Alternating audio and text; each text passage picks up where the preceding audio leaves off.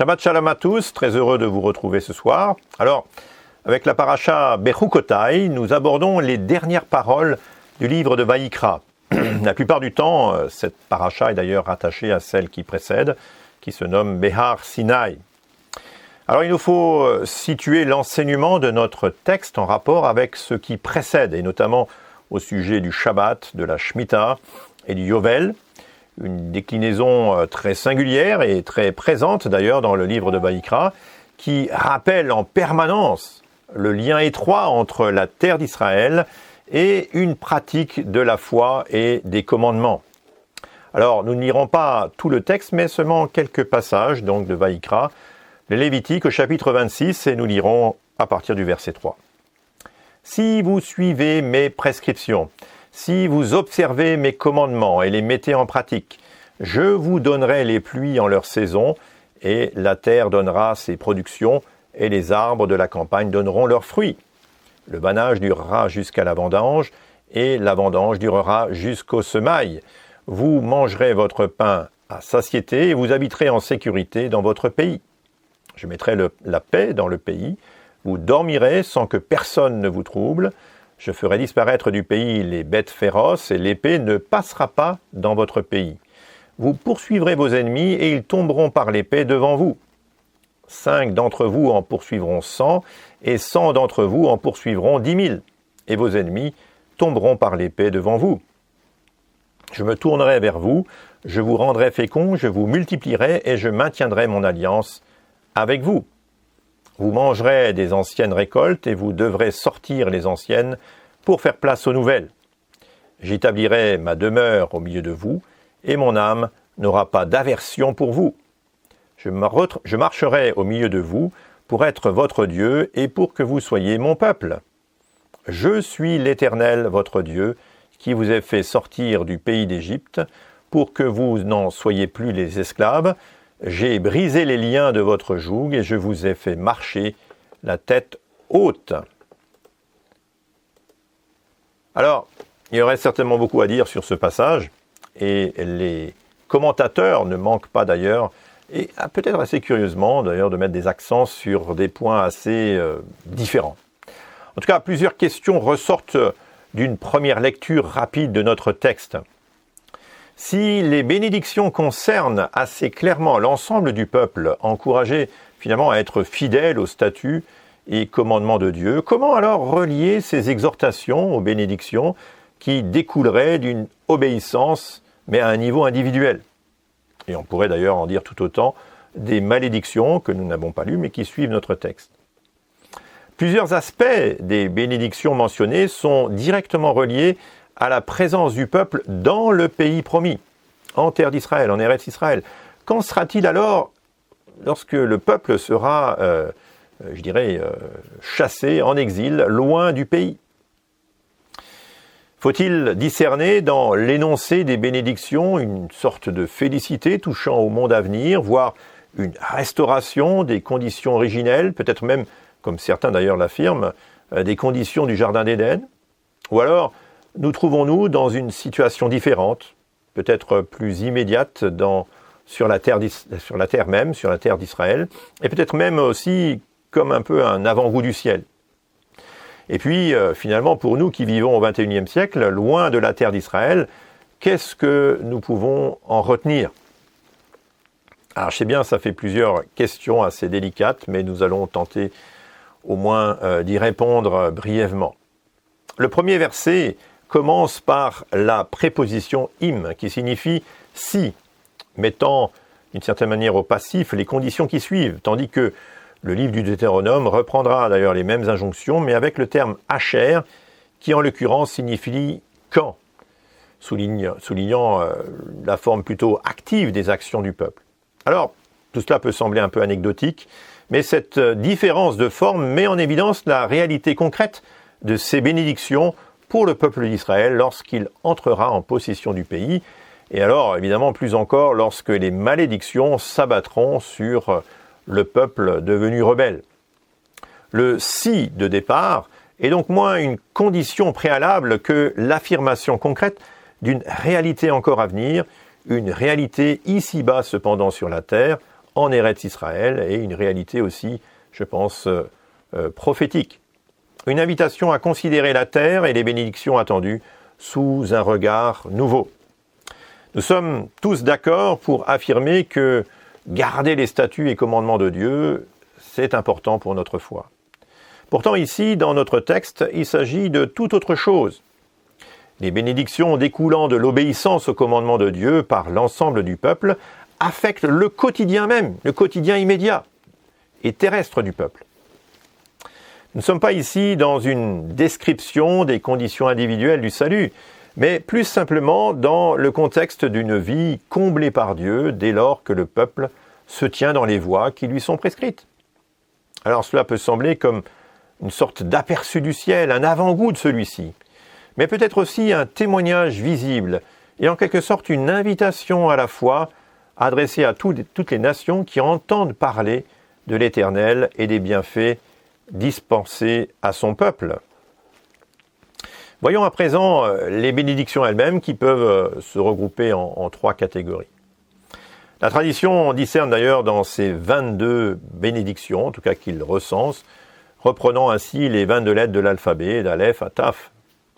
Ces 22 bénédictions peuvent ainsi être comprises non pas comme une juxtaposition des bienfaits accordés par Dieu à ceux qui lui obéissent, mais plutôt comme un tout, une vision d'ensemble. Le symbolisme de cette complétude numérique doit d'ailleurs nous amener à cerner les symbolismes de chacune des catégories de bénédictions. Et ce qui est vrai d'ailleurs pour les bénédictions énumérées ici, l'est également pour les malédictions qui seront décrites par la suite. Bénédictions et malédictions sont étroitement reliées ici à la terre d'Israël.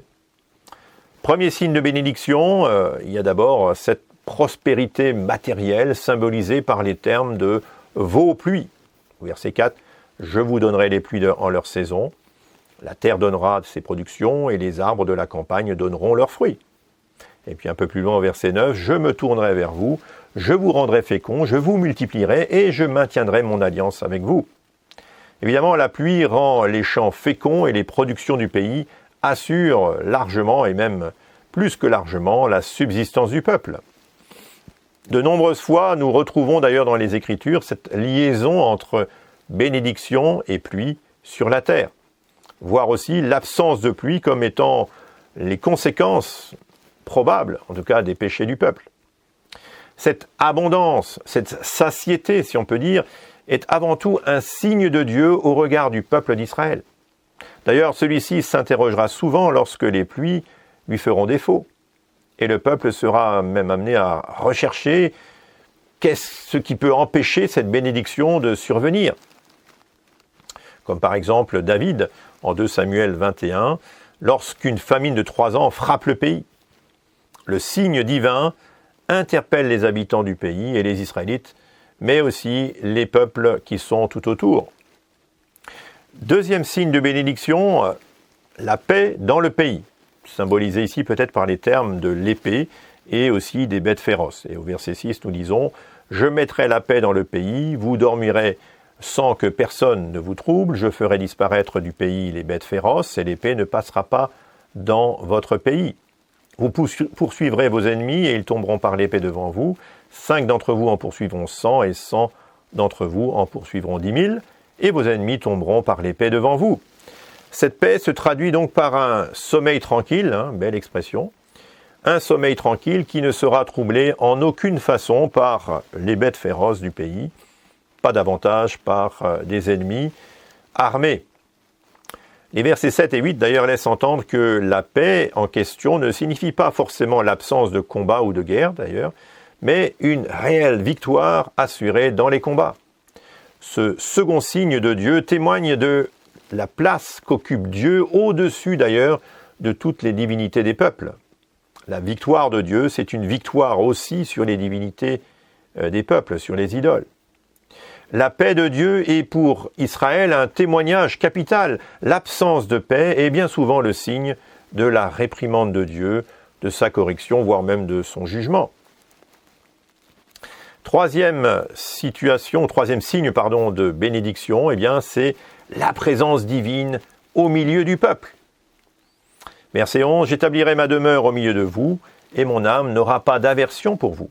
Je marcherai au milieu de vous pour être votre Dieu et pour que vous soyez mon peuple. » Alors qu'à la suite des événements du mont Sinaï, le peuple ne supportait plus la présence si proche de Dieu, ici l'Éternel bénit son peuple en venant habiter au milieu de celui-ci. Le texte dit d'ailleurs littéralement « Je viendrai tabernacler », terme tabernacle.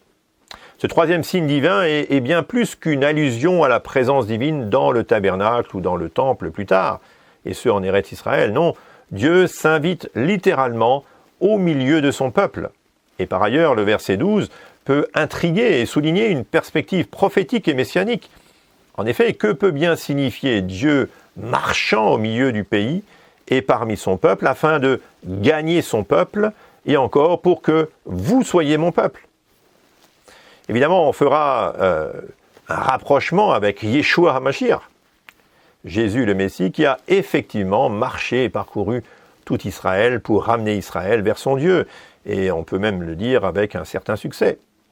Le verset 13 qui suit vient d'une certaine façon confirmer l'intention de Dieu et le cadre même de ses bénédictions. Verset 13, « Je suis l'Éternel votre Dieu, qui vous ai fait sortir du pays d'Égypte pour que vous n'en soyez plus des esclaves. J'ai brisé les liens de votre joug et je vous ai fait marcher la tête haute. » Le salut est une réalité, déjà acquise par Dieu lui-même lors de la sortie d'Égypte. En effet, c'est d'abord Dieu qui fait sortir Israël du pays d'Égypte.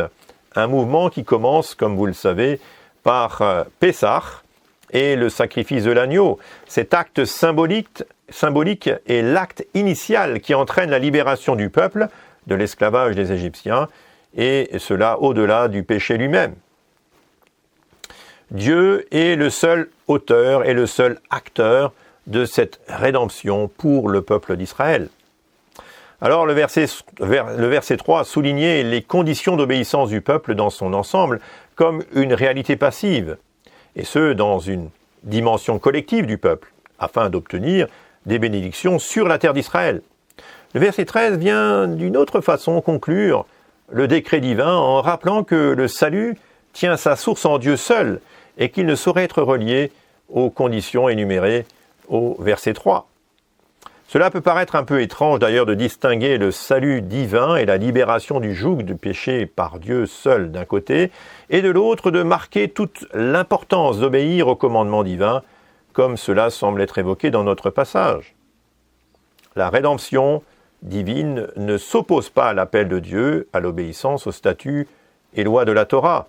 En réalité, Dieu veut bénir son peuple, mais il ne souhaite pas qu'il cherche subitement son salut dans la seule observation de ses statuts. L'observation des statuts de Dieu ne doit pas devenir une sorte de retour à une autre forme d'esclavage. Et puis, que seraient alors les bénédictions sans les malédictions qui suivent? En fait, elles sont décrites un peu comme un contraire des bénédictions. Verset 14.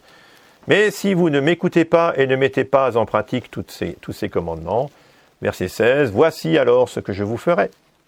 J'interviendrai contre vous par le trouble, le dépérissement et la fièvre, qui vous consumeront les yeux et vous rongeront l'âme. Vous sèmerez en vain vos semences, vos ennemis les dévoreront. Je tournerai ma face contre vous et vous serez battus devant vos ennemis. Ceux qui vous haïssent domineront sur vous et vous fuirez sans que l'on vous poursuive.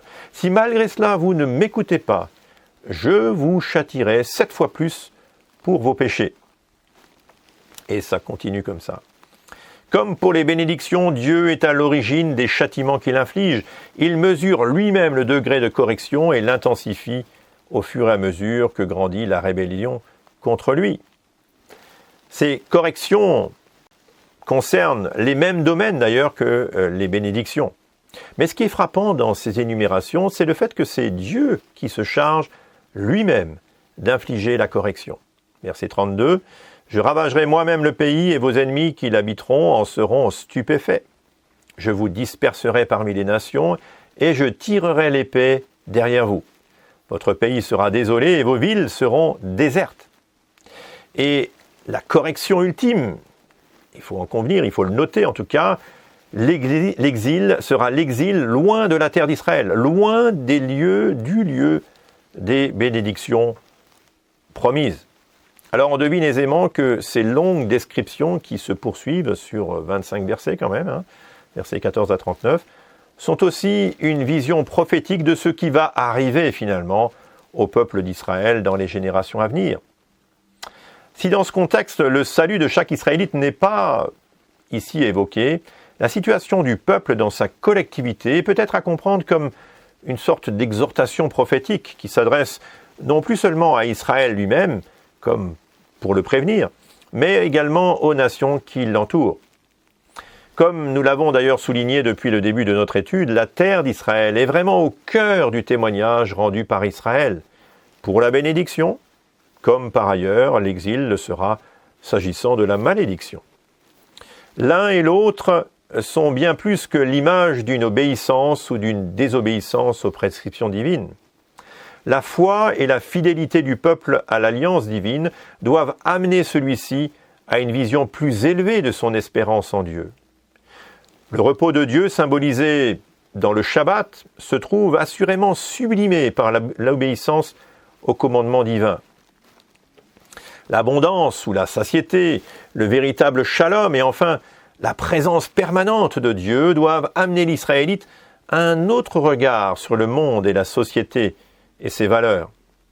Si suivre les commandements décrits n'est motivé que par l'obtention des 3 grandes bénédictions de Dieu sur la terre d'Israël, alors la vision spirituelle du peuple restera extrêmement courte et, je le crains, aboutira inéluctablement à l'exil.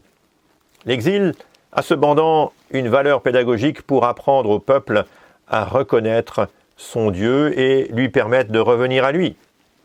C'est peut-être d'ailleurs dans l'exil que le peuple ne possède plus, alors que le peuple ne possède même plus le pays, que la prise de conscience de la fragilité de l'existence et de l'importance de s'attacher à l'Éternel reviendra dans la conscience collective d'Israël.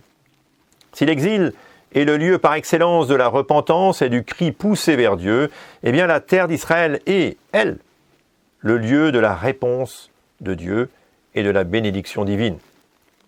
Dans la paracha Behar, la bénédiction était liée directement à l'observation du Shabbat, de la Shemitah, c'est-à-dire de l'année sabbatique pour les terres, et puis aussi au jubilé, le Yovel, tous les 50 ans, l'époque de la rédemption et de la libération des esclaves, de même que de la rémission des dettes et du retour au patrimoine initial dans ce pays d'Israël, bien sûr. Ces différentes déclinaisons du Shabbat observées par les Israélites pour chaque époque constituent en réalité un reflet de leur maturité spirituelle, de leur aptitude à se détacher de leurs possessions pour appréhender le monde à venir et faire une confiance totale dans le Seigneur. Alors je ne reviendrai pas sur les leçons de cette paracha, je retiendrai seulement que nous ne sommes pas nous-mêmes forcément plus mûrs que ces Israélites, qui dans l'histoire ont méprisé les statuts et commandements divins et placé leur confiance davantage dans leur gestion humaine, économique de la terre, s'écartant de la foi dans la providence de Dieu. Dieu veut faire grâce et accorder sa bénédiction contre une foi indéfectible dans celui-là seul qui est le Rédempteur d'Israël. Et le regard que nous portons sur la terre est significatif de notre foi en lui. Je me permets de partager avec vous un commentaire midrashique que je trouve fort utile pour éclairer notre rapport à la terre et à Dieu. L'homme est en ce monde comme un étranger, un invité qui veut passer la nuit. Ainsi qu'il est écrit « Je suis un étranger sur la terre ». Psaume 119, verset 19. La terre ne sera pas vendue définitivement, signifie « Bien que je vous y ai fait rentrer, ne mettez pas tout votre intérêt dans les affaires de ce monde de façon permanente, comme quelqu'un qui se trouve chez soi. Car vous êtes des étrangers et des résidents avec moi, c'est-à-dire, de nous deux, l'un est étranger et l'autre résident. Quand nous nous conduisons comme des étrangers sur la terre, notre domination ne sera que temporaire, ce qui permettra à Hachem d'être résident, en quelque sorte, car l'essentiel sera pour nous sa Torah et le culte à lui rendre. Mais dans le cas contraire, si nous voulons nous installer, c'est lui qui sera étranger, à notre monde et à notre vie. Le commentateur a tout à fait raison, à mon sens, de souligner qu'il nous appartient soit de nous comporter en propriétaires, en quelque sorte, excluant Dieu de nos affaires, ou de considérer notre vie sur la terre comme celle d'étrangers de passage, ayant en vue le monde à venir et Dieu au cœur de nos préoccupations. Alors Israël a eu évidemment avec la terre de la promesse une relation fort complexe et peut-être même assez ambiguë. L'accession aux bénédictions de la terre de la promesse sous-entend moins des conditions qu'une maturité spirituelle qui en définitive amène Israélite à un certain détachement des possessions et de la terre en particulier. Le Shabbat, la Shemitah ou le Jubilé devaient être un révélateur de la foi profonde et réelle des Israélites. On peut imaginer des abus de toutes sortes, que des abus de toutes sortes ont été la marque non seulement d'un rejet des statuts divins, mais tout simplement l'expression d'un manque de confiance dans le Seigneur. L'exil s'est traduit par un apprentissage de la précarité et donc par voie de conséquence d'une certaine foi dans le Seigneur. Il aurait pu en être autrement, mais Israël est, nous est-il dit, par ailleurs, comme un enfant à la nuque raide, qui apprend seulement dans l'épreuve. Alors, sommes-nous si différents que cela, différents que les Israélites? Pas sûr. Notre foi se traduit-elle par un regard sur le monde et ses richesses différents de celui de nos concitoyens? Nous comportons-nous, comme le dit le Midrash, comme des propriétaires dont la seule aspiration est le rendement économique? Ou bien avons-nous en perspective l'invisible, le monde à venir et la justice sociale que Dieu nous demande d'établir à l'égard de notre prochain et notamment de notre frère? Dieu, dans cette paracha, promet la bénédiction ou la malédiction, ce en vertu finalement de notre attitude, soit comme des étrangers, soit comme des propriétaires en ce monde. Yeshua nous a acquis le salut en nous rachetant du péché et en nous assurant un avenir éternel dans le monde à venir. La bénédiction ici-bas, en Eretz Israël en particulier, tient à la façon dont nous craignons Dieu. Et dans les Berachot, au chapitre 33b, il est dit « Tout est entre les mains de Dieu, sauf la crainte de Dieu ». Nous avons toujours le choix finalement. Alors, faisons le bon choix. Que celui qui a des oreilles pour entendre, comprenne le message prophétique de la Torah. Shabbat Shalom à tous. Alors, pour être mis au courant de nos nouvelles vidéos, merci de bien cliquer ici sur le bouton s'abonner et aussi cliquer sur la petite cloche, comme ça, cela vous enverra aussi une notification en temps voulu. On se retrouve bientôt, que le Seigneur vous bénisse. Shabbat Shalom.